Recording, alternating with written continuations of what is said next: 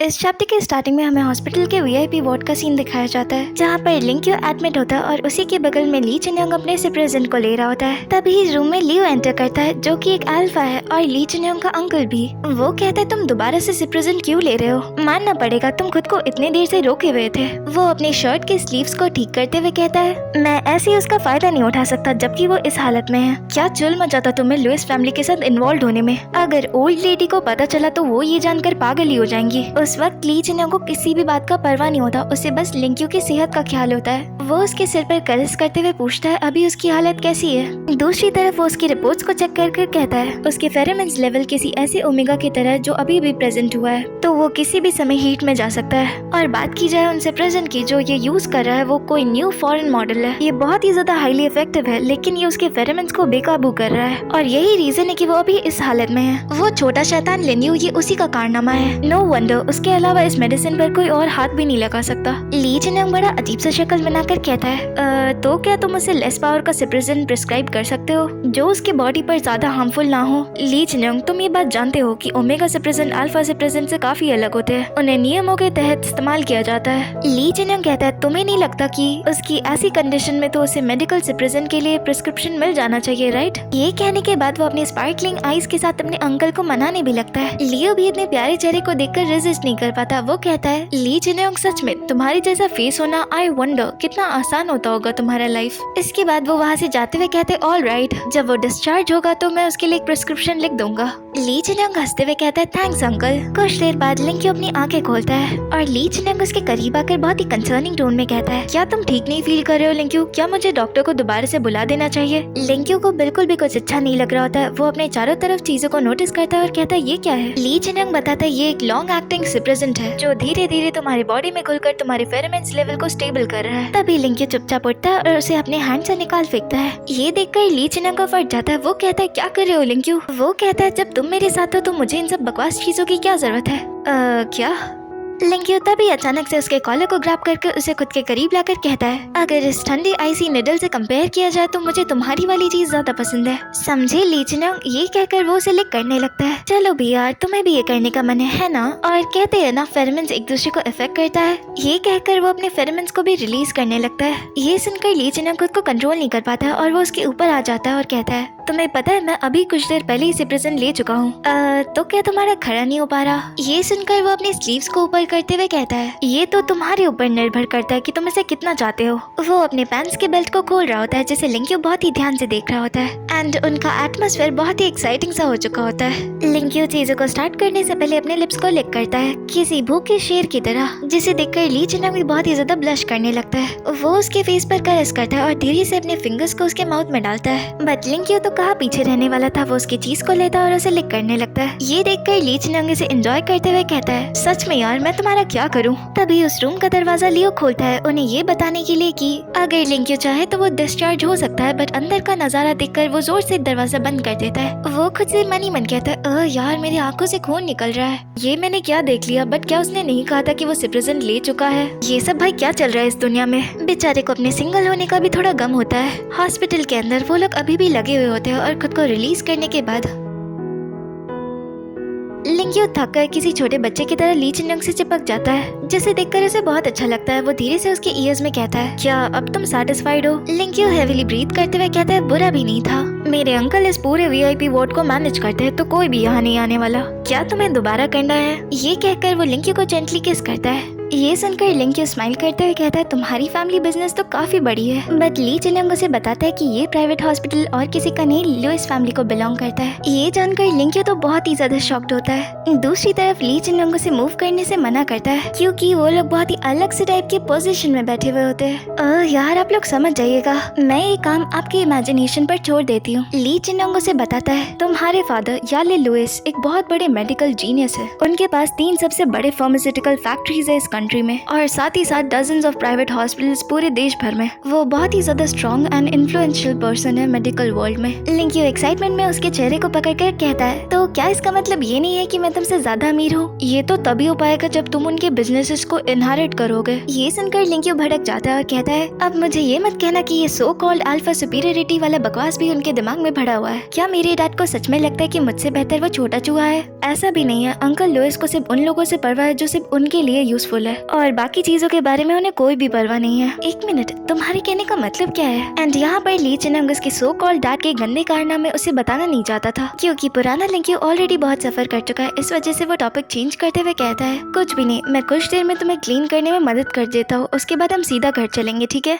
तभी लिंक्यू के दिमाग में कुछ हिट करता है और वो बहुत ही इरिटेटेड एक्सप्रेशन के साथ कहता है, नहीं, मुझे किसी को ढूंढने जाना है, मैं बिना किसी रीजन के तो सफर नहीं करूंगा। ली चिनंग कहता है, लिन्यू शायद अच्छा ही चाहता होगा लेकिन उसने दोबारा से परेशानी खड़ी कर दी। मुझे नहीं लगता कि वो ये एक्सपेक्ट भी किया होगा कि इन मेडिसिन का कुछ इफेक्ट्स भी है। तभी वो आग में और घी डालते हुए कहता है, इवन दो वही वो पहला शख्स था जिसने तुम्हें इस सिचुएशन में पहले ढकेला। ये सुनकर लिंक्यू और भी ज्यादा भड़क जाता है। सच में ये सारी उसी की गलती है, शुरुआत से लेकर अंत तक। मैं तब तक शांत नहीं हो पाऊंगा जब तक मैं उसकी जम की धुलाई ना कर लूं। एक बार बस वो मेरे सामने आ जाए। ली चिनंग उसे हक कर कंफर्ट कर रहा होता है, तुम तो इस बार नहीं बचने वाले बच्चे, मैंने अपनी तरफ से पूरी कोशिश की थी। ये खुद से मनी मन कहने के बाद वो इवली स्माइल कर रहा होता है। यहाँ से नेक्स्ट डे का सीन दिखाया जाता है। लिंक्यू एक दरवाजे के बाहर खड़ा होता है और वो खुद को रेडी कर रहा होता है लिन्यू की फील्डिंग सेट करने के लिए। उसके बाद वो बेल रिंग करता है। दूसरी तरफ वो कहता है, रात के इस वक्त कौन आता है? जब वो दरवाजा खोलता है तो लिंक्यू को वहाँ देखकर वो बहुत ही ज्यादा शॉक्ड होता है। बड़े भाई, तुम यहाँ?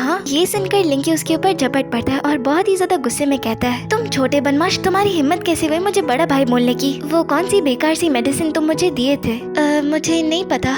वो उसे घर के अंदर घसीटते हुए कहता है, मुझे फर्क नहीं पड़ता कि तुम्हें पता है या नहीं, अगर तुम मुझे अभी जवाब नहीं दोगे तो मैं तुम्हारा भरता बना दूंगा, समझे? तभी वो लिविंग रूम में बहुत सारे लोगों को नोटिस करता है जिसे देखकर वो बहुत ही ज्यादा कंफ्यूज हो जाता है और वो सारे लोग लिंक्यू को बहुत ही अजीब तरीके से घूर रहे होते हैं। वो लिन्यू से पूछता है, यहाँ इतने सारे लोग क्यों है? ये सुनकर वो बहुत ही ज्यादा घबराते हुए कहता है, देखो बड़े भाई, तुम्हें यहाँ से जाना चाहिए, मैं बाद में तुम्हारी मदद कर दूंगा, जो भी चीज तुम्हें चाहिए होगा, चाहे वो मेडिसिन हो या कुछ और, मैं तुम्हें वो लाकर दे दूंगा, ठीक है? हाँ, तुम्हारा मतलब क्या है और तुम मेरे सवाल को अवॉइड करने की कोशिश क्यों कर रहे हो? देखो बड़े भाई, मैं सब कुछ बाद में एक्सप्लेन कर दूंगा, बट क्या तुम प्लीज यहाँ से जा सकते हो? वो उसे वॉल पर धक्का देते हुए कहता है, व्हाट द हेल, यहाँ पर क्या चल रहा है, कोई मुझे बताएगा? तभी वो दोनों नोटिस करते कि वो सारे आदमी उन्हीं की तरफ आ रहे हैं, बट वो लोग तो आकर एक लाइन में सीधे खड़े हो जाते हैं। तभी हमें दिखाया जाता है सामने से और कोई नहीं, लिंक्यू के फादर आ रहे होते हैं। वो अपने बच्चों की तरफ देखकर कहते हैं, तो तुम भी यहाँ पर हो लिंक्यू? लिन्यू उसे कवर करते हुए कहता है, देखिए डैड, इससे बड़े भाई का कोई भी लेना देना नहीं है। तभी वो बहुत ही ज्यादा गुस्से में कहता है, क्या मैंने तुमसे कहा बोलने के लिए? ये सुनकर अचानक से उनके बगल से उनका पर्सनल बॉडीगार्ड निकलता है और वो सीधा जाकर लिन्यू के फेस पे जोरदार पंच मारता है। इम्पैक्ट की वजह से वो दूर फेंका जाता है और दर्द में कराने लगता है। इस सिचुएशन को देखकर लिंक्यू बहुत ही ज्यादा परेशान होता है। वो खुद से मनी मन कहता है, मैं उसके मोमेंट्स को देख भी नहीं पाया, वो कितना फास्ट था। तुम्हें कितना समय लगेगा ये सीखने में कि जब मैं बात कर रहा हूँ तो इंटरप्ट नहीं करते।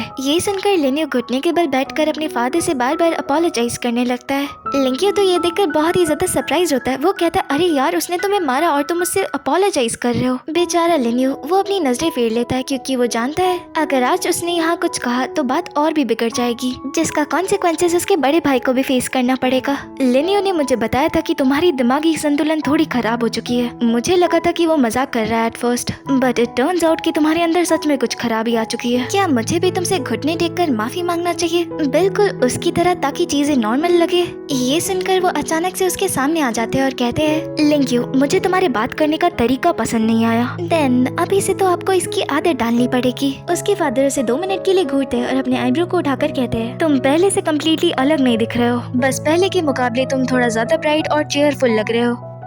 आपका कहने का मतलब क्या है? क्या मैं ऐसे अच्छा नहीं लगता? अचानक से उसके सराउंडिंग का एटमॉस्फेयर बहुत ही वियर्ड हो जाता है। तभी उसके फादर बहुत ही मैनिपुलेटिव टोन में कहते हैं, लेकिन अगर मैं तुम्हें दोबारा ओबीडियंटली ली चिनंग के बेड तक ले जा सकता हूँ तो मैं दोबारा से तुम्हें सिखा सकता हूँ कि एक लुइस फैमिली का मेंबर कैसे बनते हैं। ये सुनकर लिंक्यू बहुत ही ज्यादा भड़क जाता है और उन्हें पंच करने वाला होता है, ये कहते हुए कि ये सब किस तरीके की बकवास कर रहे हो तुम। बट तभी बगल से उनका पर्सनल बॉडीगार्ड आता है और उस पंच को बीच में ही रोक लेता है। लिंक्यू उस आदमी के खतरनाक स्ट्रेंथ की वजह से पीछे ढकेला जा रहा होता है। उसे ये देखकर अपनी आंखों पर विश्वास नहीं हो रहा होता है। बट जैसी बात और भी ज्यादा बिगड़ने वाली होती है वैसे ही ली चिनंग वहाँ एंटर करता है। वो बहुत ही ज्यादा वरीड टोन में कहता है, अंकल लुइस। वो बहुत ही नॉनचलेंटली कहते हैं, आज काफी हंगामे वाला दिन है ना? ली जिनयोंग लिंक्यू को इस हालत में देखकर कहता है क्या आप इसे पहले छोड़ सकते हैं? वो हॉस्पिटल से अभी अभी डिस्चार्ज हुआ एंड वो फुल्ली रिकवर भी नहीं हुआ है। लिंक्यू के फादर अपने बॉडीगार्ड को इशारा करते हैं और वो उसे तुरंत छोड़ देता है और वो सीधा जाकर ली जिनयोंग के गोद में गिरता है। तभी वो अचानक से बहुत ही ज्यादा डेड सीरियस होकर कहते हैं, ली जिनयोंग, अगर तुम्हारे डैड ने तुम्हें ये बात नहीं सिखाया तो बड़े होने के नाते मैं ये बात क्लियर कर देना चाहता हूँ, अपने ओमेगा को कंट्रोल में रखो, समझे? उस बेचारे का तो खुद ही फट चुका होता है। वो कहता है हाँ मैं समझ गया अंकल लुइस, तो फिर मैं लिंक्यू को यहाँ से लेकर चलता हूँ। ये सुनकर वो कुछ भी नहीं कहते, इनफैक्ट वो उन दोनों को सही सलामत वहाँ से जाने देते हैं। दूसरी तरफ ली जिनयोंग तो फटाफट लिंक्यू को वहाँ से लेकर जा रहा होता है क्योंकि वो वहाँ रुककर अपना कीमा नहीं बनवाना चाहता। वो उससे कहता है यार बस आज के लिए ना ही कुछ कहना ना ही कोई अदर मूव करना, समझे? बस कुछ देर की बात है और हम घर पहुँच जाएंगे। लिंक्यू को ये सुनकर अच्छा नहीं लगता बट वो यहाँ कुछ कर भी नहीं सकता। वो आखिरी बार पीछे मुड़कर देखता है तो उसे दिखाई देता है लिन्यू बार बार खुद को थप्पड़ मार रहा होता है और उसके फादर से माफी की भीख मांग रहा होता है। वो ये देखकर बहुत ही ज्यादा शॉक्ड होता है क्योंकि उसे अपने पास्ट के बारे में याद आ गया होता है, जहाँ पर लिंक्यू जब छोटा था वो भी बड़े लोगों से मार खाया करता था, जहाँ पर हमेशा स्ट्रॉन्ग ही सर्वाइव करते थे। एक छोटी सी फ्रजाइल सी चीज को जीने के लिए हर वक्त फाइट करना पड़ता था और एक ऐसी मेमोरी में कुछ लोग पकड़कर उसे पीट रहे होते हैं और एक छोटा सा कमजोर सा बच्चा रोते हुए उन्हें रुकने के लिए कह रहा होता है। बट छोटा लिंक्यू जो अभी मार खा रहा होता है वो उसे वहाँ से भागने के लिए कहता है। ये छोटा सा बच्चा जिसका आइडेंटिटी अभी हमें बताया नहीं जाता है, शायद इसके बारे में हमें स्टोरी में आगे पता चलेगा। और इसी के साथ लिंक्यू की अचानक से आँख खुलती है कार में और वो बिल्कुल भी सांस नहीं ले पा रहा होता है। वो ली जिनयोंग से कार रोकने कहता है। वो वहाँ से निकलकर दूर भागने की कोशिश करता है और ली जिनयोंग उसे बुलाते रह जाता है। कुछ दूर एक लैंप लाइट के नीचे लिंक्यू हेविली ब्रीथ कर रहा होता है। मैं क्या करूँ, ये बहुत ही ज्यादा मुश्किल है, ऐसा लग रहा है मैं सांस नहीं ले पाऊंगा। तभी ली जिनयोंग वहाँ पर भागते हुए आता है। वो कहता है क्या गलत है, क्या तुम्हारे पास कोई सिगरेट है?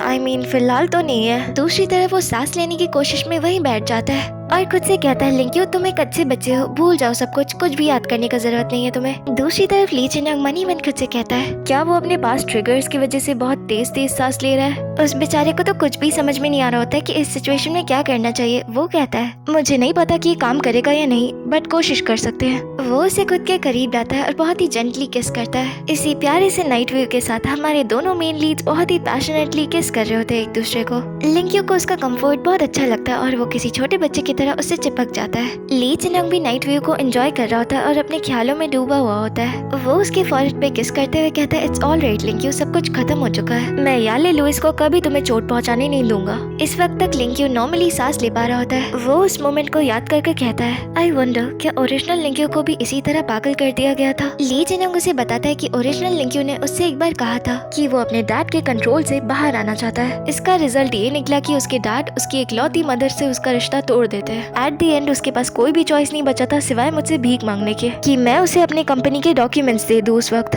और इसी वजह से लुइस फैमिली अभी इतनी सक्सेसफुल है। लिंक्यू उसका छोटा भाई और इवन उसकी मदर याले लुइस के लिए बस वो एक चेस का प्यादा है जिसे वो अपने गोल्स को पूरा करने के लिए यूज करता है। लिंक्यू आहें भरते हुए कहता है क्या ये कोई जमींदारों वाला समाज है? तभी अचानक से ली जिनयोंग अपने कोट से उसे कवर करते हुए कहता है चिंता मत करो लिंक्यू, मैं उस घटिया से लुइस फैमिली में कभी तुम्हें जाने नहीं दूंगा। वैसे भी तुम वो पुराने लिंक्यू नहीं हो, सो उसकी धमकियों को सहने का कोई भी जरूरत नहीं है तुम्हें। अगर वो तुम्हारे साथ कुछ और करने की कोशिश करे तो हम हमेशा के लिए अब्रॉड जा सकते हैं। In any case even in worst case scenario कभी भी उसके साथ इन्वॉल्व मत होना दोबारा। लिंक्यू उसके चेस्ट पर सिर रख कर कहता है क्यों ली जिनयोंग? ये सुनकर वो थोड़ा कंफ्यूज्ड होता है और तभी लिंक्यू बहुत ही सीरियसली कहता है हमेशा मैं ही क्यों डरूं, हमेशा मुझे ही क्यों हर जगह से भागना पड़ेगा? मुझे अच्छे से इस वर्ल्ड में जीना है अपने डिग्निटी के साथ। और क्या हमेशा हम लुइस फैमिली को ऐसे सहते रहेंगे? ली जिनयोंग कहता है लिंक्यू अगर तुम दोबारा से लुइस फैमिली के कोई भी अफेयर्स में इन्वॉल्व हो गए तुम्हें बहुत सारे खतरों का सामना करना पड़ेगा। तुमने अभी जस्ट देखा ना, लुइस फैमिली एक नॉर्मल बिजनेसमैन का अड्डा नहीं है। याले लुइस कुछ भी कर सकता है, जो भी लोग उसके रास्ते में आएंगे। मैं तुम्हें इतना बड़ा रिस्क कभी लेने नहीं दूंगा। और यहाँ पे हम हमारे पॉजिटिव भाभी को देख सकते हैं जो अपनी वाइफ के लिए बहुत ही ज्यादा परेशान है। तभी लिंक्यू कहता है क्या तुम भूल चुके हो हमारे एग्रीमेंट के बारे में? अगर मैं लुइस फैमिली के बिजनेस सीक्रेट्स को नहीं ला पाया तो क्या तुम मुझे स्टिल पे करोगे? विदाउट एनी हेजिटेशन ली जिनयोंग कहता है एब्सोल्युटली, तुम्हारे लिए कुछ भी, मैं ये पूरी जिंदगी भर कर सकता हूँ। ये सुनकर इस वक्त तक लिंक्यू भी स्माइल करने लगता है और वो जेंटली उसके चिक्स पर पेट करते हुए कहता है हाउ स्वीट यार, बट कोई भी मुझे फाइनेंशियली सपोर्ट नहीं कर सकता मेरे पूरी जिंदगी सिवाय मेरे खुद के। आई मीन लिंक्यू मेरा वो मतलब नहीं था। वो दूसरी तरफ मुड़कर चीखते हुए कहता है देन ये डिसाइडेड रहा ली जिनयोंग? डिसाइडेड? हम लुइस फैमिली को खत्म कर देंगे। ली जिनयोंग उस वक्त उसके जुनून को देखकर बहुत ही ज्यादा मेस्मराइज्ड होता है। वो चीखते हुए कहता है, याली लुइस कुछ भी नहीं है, बस एक कचरा। मुझे पूरा यकीन है कि मैं उसे हराने के लिए कोई न कोई तरकीब तो ढूंढ ही लूंगा। हम ये मेक श्योर करेंगे कि लुइस फैमिली बैंकरप्ट हो जाए ताकि वो बुढ़ा कमीना दोबारा किसी को कुचल ना सके, और मैं पक्का करूंगा कि वो मुझे कम समझने की वजह से सबक सीखे। वो बहुत ही चेयरफुल अंदाज में कहता है, तो क्या ली जिनयोंग तुम मेरा इसमें साथ दोगे? उस बेचारे को इस खुली आसमान के नीचे अपनी वाइफ को देखकर अलग ही मिनी हार्ट अटैक आ रहा होता है। वो बहुत ही धीरे से कहता है, लिंक्यू मैं तुम्हें बहुत ही ज्यादा पसंद करता हूँ।